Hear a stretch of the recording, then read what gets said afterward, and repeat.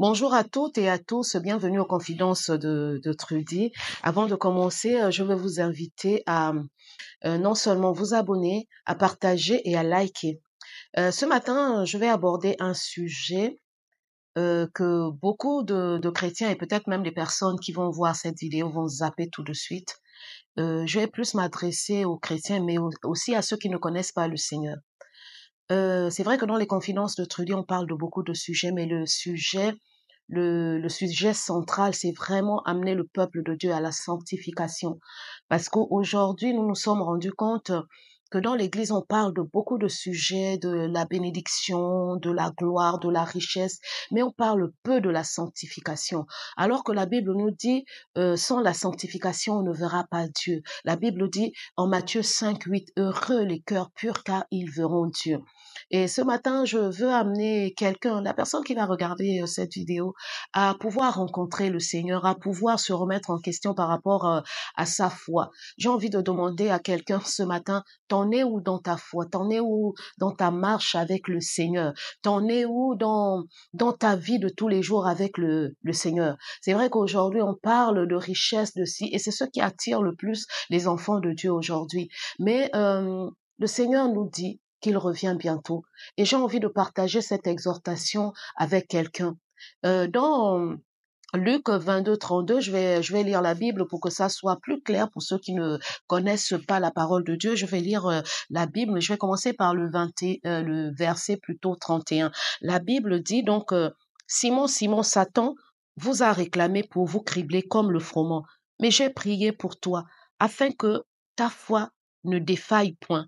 Et toi, quand tu seras converti, affermis tes frères. Et c'est cette partie qui m'intéresse le plus. Et toi, quand tu seras converti, affermis tes frères. Là, nous voyons que Simon, qui est Pierre, a marché longtemps. Pendant 3 ans, il a marché avec le Seigneur. Ils ont marché, tous les disciples, les 12 apôtres ont marché avec le Seigneur. Mais moi, ce qui me surprend, c'est que quand je lis ce verset, le Seigneur lui dit, quand tu seras converti, affermis tes frères. Ça veut dire que pendant tout le temps où il marchait avec le Seigneur, il n'était pas converti.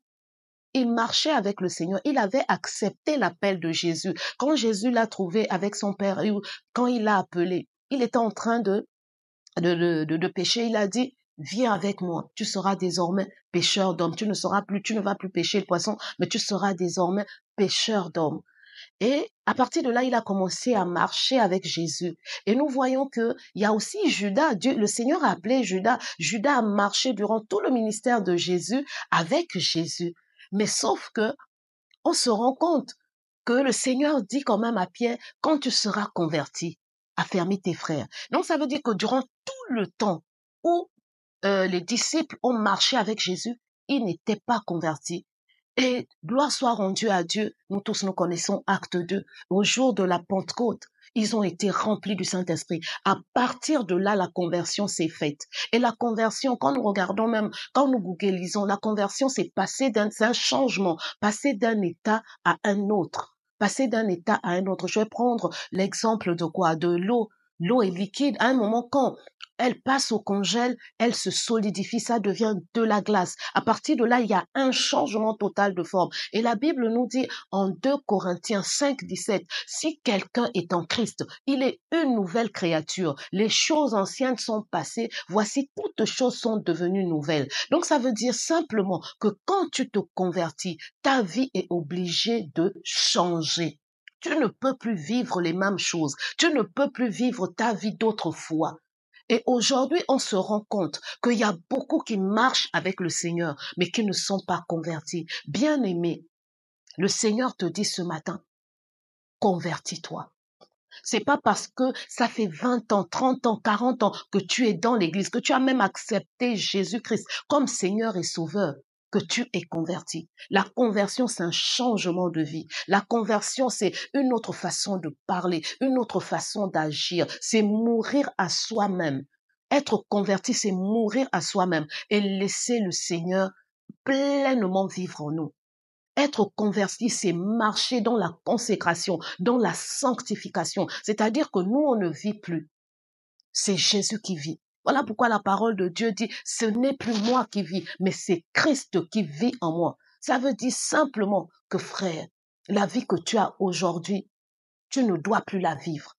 Tu dois marcher en pureté de vie. Tu dois marcher dans la sanctification. C'est-à-dire que chaque jour, tu dois chercher à plaire au Seigneur. Tu dois vivre, tu dois être un sacrifice vivant, comme nous dit la Bible. La Bible nous dit d'être des sacrifices vivants, saints et agréables. C'est à cela que le Seigneur nous appelle. Donc, frères, sœurs, on peut accepter Jésus et ne pas être converti. Mais toi qui vas tomber sur cette vidéo, je vais te poser une question. C'est quoi ta vie? C'est quoi ta marche avec le Seigneur? Est-ce que c'est l'impudicité qui t'embête? C'est le sexe qui t'embête? C'est l'alcool qui t'embête? C'est la cigarette qui t'embête? Qu'est-ce qui t'embête? Qu'est-ce qui t'empêche d'avancer avec le Seigneur?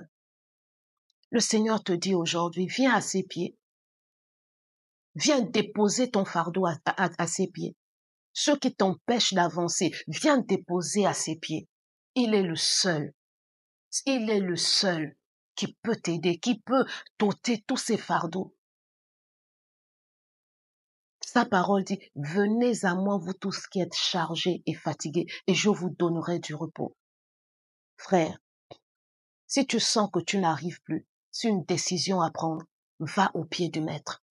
Si tu sens qu'il y a un péché qui t'empêche d'avancer, va au pied du maître. Dis, Seigneur, aide-moi. Cette chose m'empêche d'avancer. Cette chose m'empêche vraiment de te servir pleinement. Cette chose m'empêche de vivre dans la sanctification. Cette chose m'empêche vraiment. Je n'arrive pas, je n'ai pas de force. Et le Seigneur qui est amour, le Seigneur qui est vie, oh, le Saint-Esprit va venir faire une œuvre tellement, une grande œuvre dans ta vie. Il va te sortir de là. Donc, frère, aspire à vivre la sanctification. Aspire à vivre une vie de consécration, parce que c'est à cela que le Seigneur nous appelle. Nous vivons les derniers temps. Et je vais dire à quelqu'un qui ne connaît pas le Seigneur, qui va tomber sur cette vidéo, la Bible dit Jésus est le chemin, la vérité et la vie. Nul ne peut venir au Père que par lui. Accepte Jésus dans ta vie et tu verras que ta vie va changer. Tous les combats que tu as, ces combats-là, oh, tu ne les auras plus parce que Jésus les prendra. Jésus les prendra et combattra pour toi. Il est mort pour ça à la croix.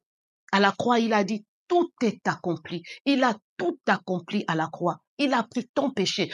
Toi, même s'il y a quelque chose qui t'empêche, que tu as l'impression que c'est difficile, mais Jésus te dit ce matin, tout est accompli. Il a tout accompli à la croix.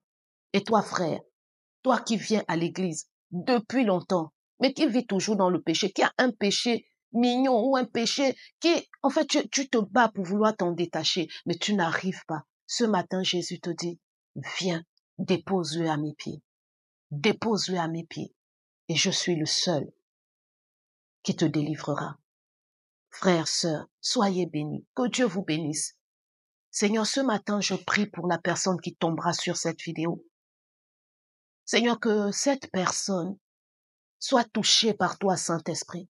Que cette personne soit délivrée par toi, Saint-Esprit. Tu es celui qui délivre. Ô Esprit de Dieu, Esprit de vie, toi qui as ressuscité Jésus des morts, ce matin je te prie, afin que la personne qui regardera cette vidéo, là où la mort avait attaqué sa vie, Seigneur, Esprit de résurrection, viens le ressusciter, viens lui donner une vie nouvelle, viens le toucher, viens convaincre de péché, de justice et de jugement ceux qui ne te connaissent pas et qui regarderont cette vidéo. Seigneur, je te dis merci, glorifie Jésus, au travers de cette vidéo. Glorifie Jésus dans la vie de la personne qui regardera cette vidéo. Seigneur, je te dis merci pour toute personne, pour la vie de la personne, de toute personne qui regardera cette vidéo. Je te dis encore merci, Seigneur, au nom de Jésus. Amen. Soyez bénis.